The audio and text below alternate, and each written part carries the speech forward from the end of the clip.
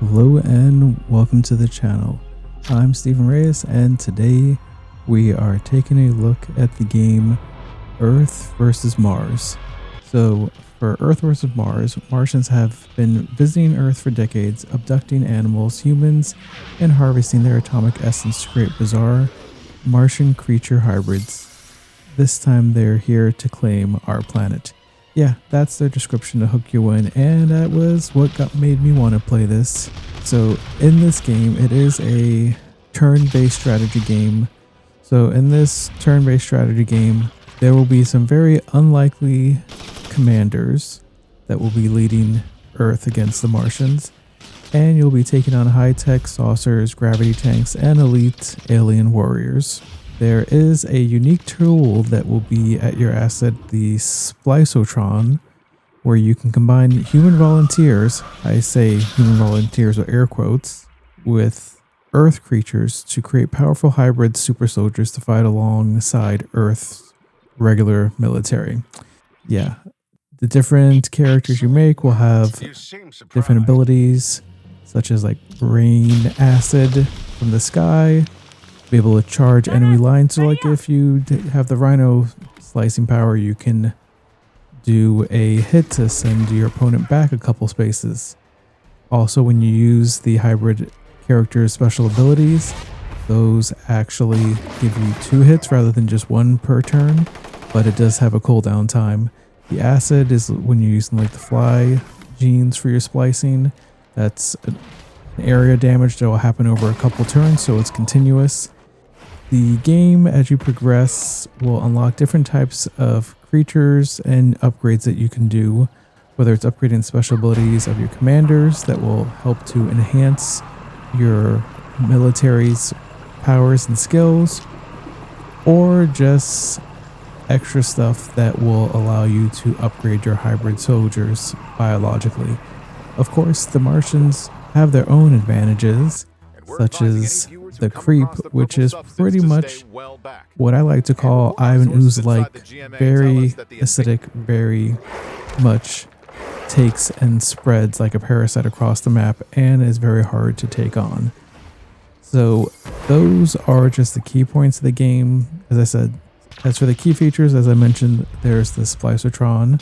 There is a single-player campaign mode composed of over 30 handcrafted missions. That's a lot of missions. There's the online mode where you get to battle against other commanders in a 1v1 match. You can do reverse mode where you battle against the AI on a custom maps, giving endless replayability. Challenge mode, chase your highest score in battles against AI. Map Lab, fully featured map editor, allows you to create custom maps and scenarios.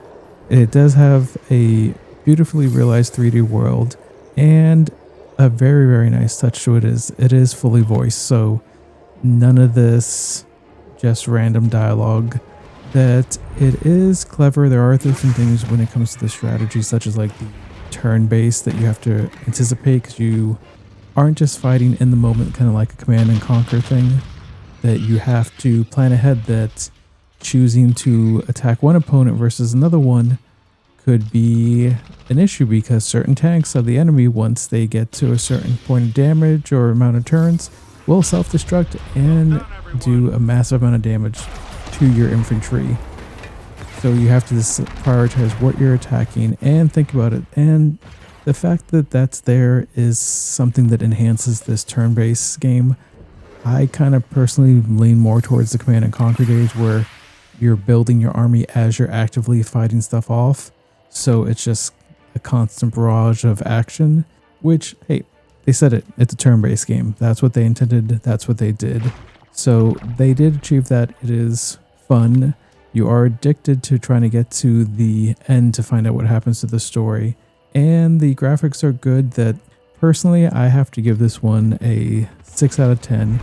And that's just more of, I feel like there were some missed opportunities. The fact that when you go to attack somebody, they have these cutscenes that are really reused multiple times.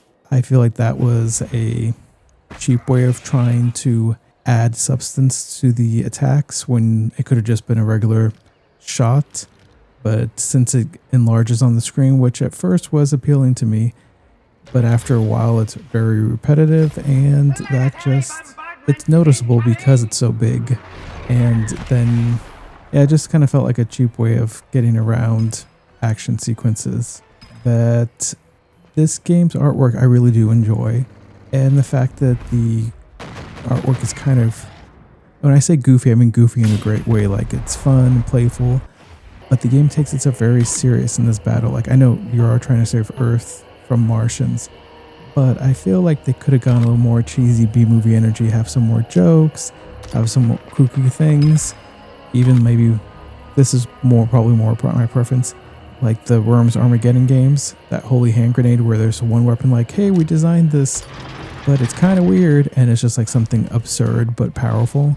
So I feel like it could have been more playful. Now, if you're looking for a turn-based game with some good animation and lots of abilities to customize and change your characters and lots of different pieces to work with, kind of like playing a chess game, then definitely go get it and play it. That I did enjoy it. I did have some criticisms, but I do enjoy it. And if you're on the fence, go play the demo. That'll give you a hint whether this is for you. That I don't think you can go wrong with testing this out, seeing if you like it. And as I said, there are 30 handcrafted missions, so lots to do before you even get into the repeated stuff of just like going against versus or online players. So I would definitely recommend checking out Earth vs. Mars today. So until next time, I just want to say thank you for watching. I'm Stephen Reyes.